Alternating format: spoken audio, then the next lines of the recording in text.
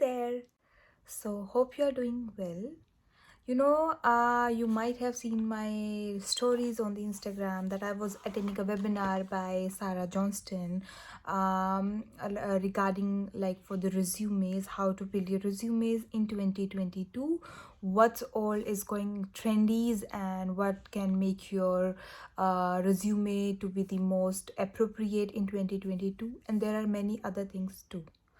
सो अगर मैं सारी चीज़ें एक वीडियो में कवर करूँगी तो ये वीडियो बहुत ज़्यादा लंबी हो जाएंगी, सो हम वैसा नहीं करेंगे. So we will be just dividing the video into 4 equal parts. So in first video, like in this video, we will be talking about what makes a good resume in 2022. In second episode, we will be talking about like what is the most trendy thing in 2022 regarding resume. In third video, we'll be talking about what are the common mistake a job applicant is making regarding the resume in 2022. It's all about in 2022. Then we'll be talking about what is RAS method or what is STAR method for the resume. And in the last episode, that is the fifth episode, we'll be going for some quick questioning regarding the resume. Like I have created and I have searched for so many questions regarding that. And if you have any of those queries, you can just sorry, you can just put them in the comment box and we'll be covering all your doubts in the episode number 5. So stay tuned for all these episodes because that's gonna help you a lot. Video को start करने से पहले एक बार ये देख लेते कि resume होता क्या है. सो रिज्यूमे एक ऐसा फॉर्मल डॉक्यूमेंट है जो एक जॉब एप्लीकेंट जो है क्रिएट करता है so that he or she can just itemize all the qualification for a specific job position. And अब एक यहाँ पर आपका डाउट होता होगा कि सीवी लेटर क्या है, कैसे उसका काम होगा. सो वो सारी चीज़ें हम फर्दर वीडियो में कवर करेंगे. एंड अगर ये सारी videos all the episodes of this series like the resume series अगर आपकी हेल्प करती है और किसी और की भी अगर वो कहीं ना कहीं पे हेल्प कर सकती है, so do share this video, do hit the subscribe button for all the upcoming episodes. So before moving ahead for the like how you can just make good resumes, I have a small question for you guys. So is there any place for the resume in the modern job search? Yes or no? I'm giving you 1 second to think about that. अब जिसने ये सोचा था कि इसका answer no है तो मैं आप लोगों को बता दूँ that your answer is wrong. Because job search में सबसे फाउंडेशनल, सबसे सिंपल और सबसे बेसिक तरीका है रिज्यूमे. यस, सो रिज्यूमे बेसिकली सबसे कंसाइज तरीका है जिसके थ्रू जॉब एप्लीकेंट्स लाइक उनकी क्वालिफिकेशन को रिक्रूटर के सामने जो है प्रेजेंट कर सकते हैं.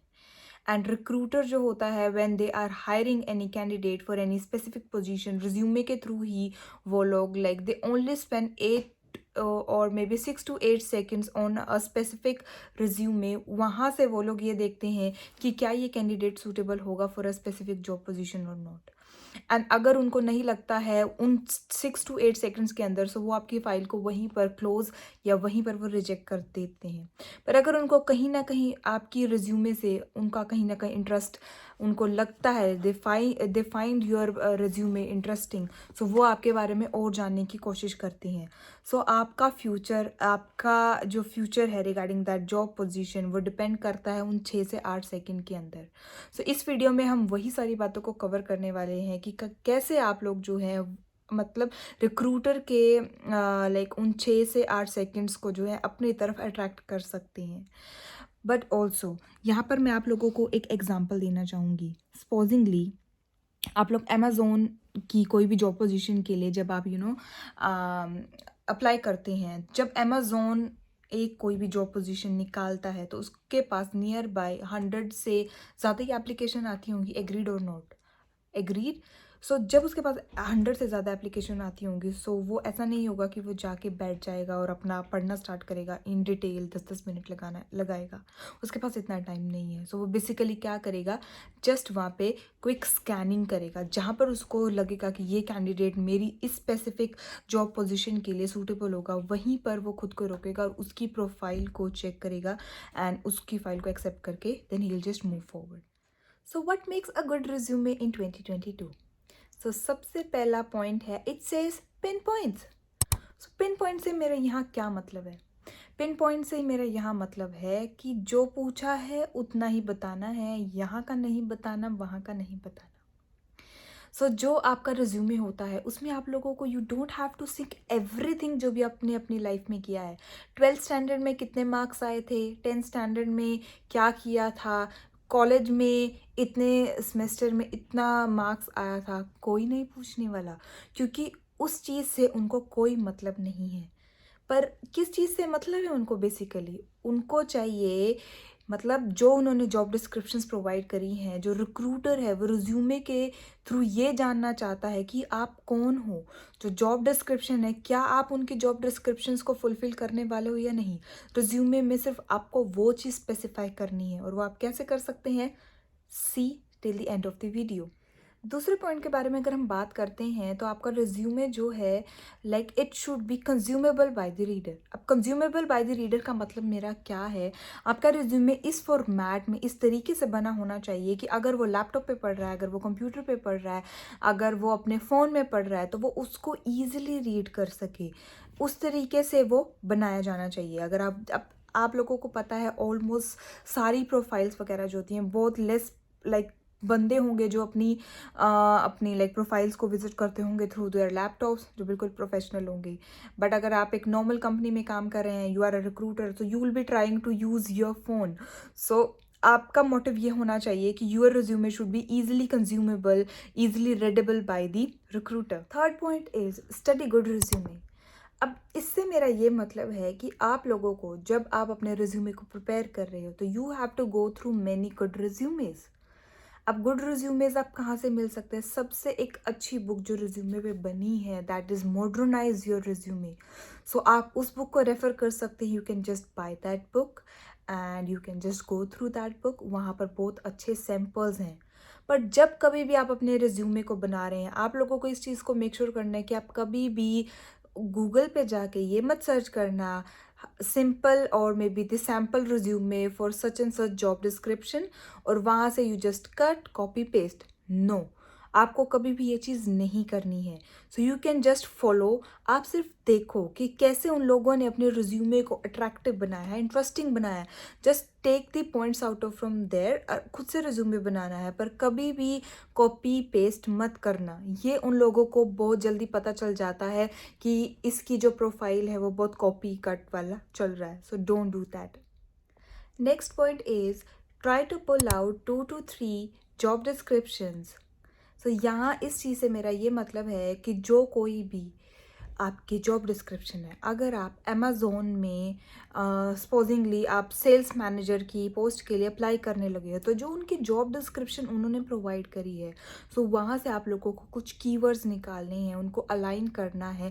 उन्हीं की जॉब डिस्क्रिप्शंस को यूज़ करके आप लोगों को आपकी की रिस्पॉन्सिबिलिटीज़, जो भी आपने जॉब या फिर जो भी आपने रोल परफॉर्म किया है स्पेसिफिक उस पोजीशन से रिलेटेड, सो आपने वहाँ से कीवर्ड्स को यूज़ करके अपने रिज्यूमे में डालना है। Next point is include header. अब हेडर से मेरा यहाँ पे ये मतलब है कि जब आप कभी भी कोई रिज्यूमे बनाते हैं, on the top of that, जैसे आप यहाँ पे देख सकते हैं, ऑन द टॉप आप यहाँ पर एक हेडर डाल दो। जैसे कि अगर आपका लाइक योर लाइफ का पूरा एक्सपीरियंस रहा है बैंकिंग में, या आप टेलर से आपने स्टार्ट किया, सो यू कैन जस्ट आप हेडर में डाल सकते हैं कि आप टेलर रहे हैं, आप सेल एसोसिएट रहे हैं, या फिर आप कोई भी एग्जांपल आप उसमें यूज़ कर सकते हैं, जैसे आप इस रिज्यूमे में भी देख सकते हैं। सो ये बेसिकली क्या किस लिए हम डालते हैं? सो दैट जैसे ही आपकी प्रोफाइल चेक की जाती है, सो जो रिक्रूटर है who is reading your profile, उसको एक आइडिया आ जाए कि ये जो रिज्यूमे है ये किसके रिलेशन में होने वाला है। तो जब कभी भी आप अपना रिज्यूमे बनाते हैं, या जब कभी भी अपने रिज्यूमे को भेजते हैं, जॉब डिस्क्रिप्शन जो उन्होंने दी है उसके अकॉर्डिंग एक हेडर क्रिएट कीजिए and just use that header. Customise your header, this is the next point. अब जैसे मैंने लास्ट पॉइंट में बताया कि आप लोगों को हेडर यूज़ करना है।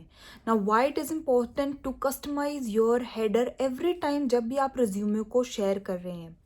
अब ये इम्पॉर्टेंट इसलिए है because it tells the recruiter कि आप उनकी ऑर्गेनाइजेशन में कैसे कोई भी वैल्यू को लेके आ सकते हैं और how you can make changes in their organisation.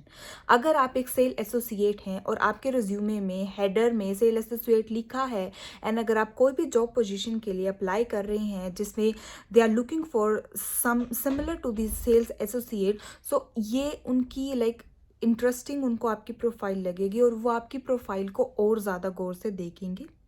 Secondly they get to know कि अगर इस पर्सन का इस चीज़ में एक्सपीरियंस है एंड मतलब कि अगर मैं कहूँ कि मैंने इसी फील्ड में अपने आप को ज़्यादा लाइक टाइम मैंने दिया है तो वो मेरी प्रोफाइल को और इंटरेस्टिंगली जानने की कोशिश करेंगे एंड मे बी फैसला मेरे हक में हो, यू नेवर नो। तो जब कभी भी आप अपने रिज्यूमे को सेंड कर रहे हैं उससे पहले हमेशा customise your resume. It hardly takes 30 to 40 second उस हेडर को चेंज करने के लिए। जॉब डिस्क्रिप्शन पढ़ना है, हेडर को चेंज।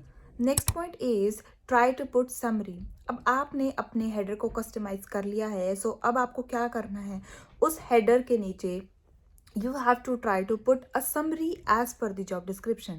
जॉब डिस्क्रिप्शन को पढ़ना है, then you have to try कि आप एक ऐसी समरी लिखें जिससे कि जो रिक्रूटर है, जो मैनेजर है, वो रिलेट कर सके और उसको ये लगे कि you can be a good match for that job description. Next point is always try to use job description as your guide. Resume को शेयर करने से पहले ये बहुत ज़रूरी है कि पहले आप जॉब डिस्क्रिप्शंस को पढ़ो एंड देन उनको क्रॉस वेरीफाई करो अपनी जो जॉब डिस्क्रिप्शन, जॉब रिस्पॉन्सिबिलिटीज़ जो आपने परफॉर्म की हैं उनके साथ। क्योंकि अल्टीमेटली अगर उनके जॉब डिस्क्रिप्शन प्रोवाइड करने का मोटिव क्या है, सो दैट ये आप लोग मतलब उसको यूज़ करो, उनको ये दिखाओ कि जो आप ढूंढने की कोशिश कर रहे हैं वो हमारी ही प्रोफाइल में एग्जिस्ट करता है। अब जब आप कोई भी जॉब डिस्क्रिप्शन देखते हैं या फिर आप कोई भी जॉब के लिए अप्लाई करते हैं, वहाँ पर जॉब डिस्क्रिप्शंस में कुछ क्वेश्चंस पूछे होते हैं, तो आप लोगों को अपने रिज्यूमे के थ्रू उन क्वेश्चंस को आंसर करने की कोशिश करनी है। सो आप कैसे कर सकते हैं, जैसे कि आपने कोई भी जॉब लाइक कोई भी फॉर एग्जांपल आपने बैंकिंग के लिए अप्लाई किया, राइट? कोई भी जॉब निकली है, for example a senior analyst की एक जॉब निकली है। सो उन्होंने जॉब डिस्क्रिप्शन में कुछ क्वेश्चन पूछे हैं, 5 year experience required and if you have clear CSA और IFSC का कुछ जैसे कुछ बैंकिंग एग्ज़ाम्स होते हैं। सो अगर आप लोगों ने वो एग्ज़ाम्स क्लियर किए हैं तो ही आप इस जॉब के लिए like specific or you may be qualified। so you have to try कि आप उन questions को अपने resume के through जो हैं आंसर करें। so that's why I'm saying every time it is important to customize your whole resume as per the job descriptions। So this was how you can make your resume best and appropriate for a specific job profile in 2022। So in conclusion I am just letting you know, जब कभी भी आप अपनी job position, कोई भी job position के लिए apply करते हो तो अपने रिज्यूमे को प्लीज़ ऑल्टर कीजिए।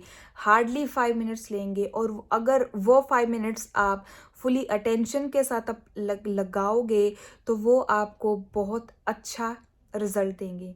कहते हैं ना, सब्र का फल मीठा होता है, तो उस चीज़ पे अप्लाई कीजिए और अपने फल को ले लीजिएगा। सो like stay tuned for the upcoming episodes like common mistakes for the resume and trendy things about the resume in 2020 more and much more। so milte hain next video mein, do hit the subscribe button for the upcoming videos, do share this video and if you have any kind of queries do drop them in the comment box or at my email ID or at Insta। so see you there, take care।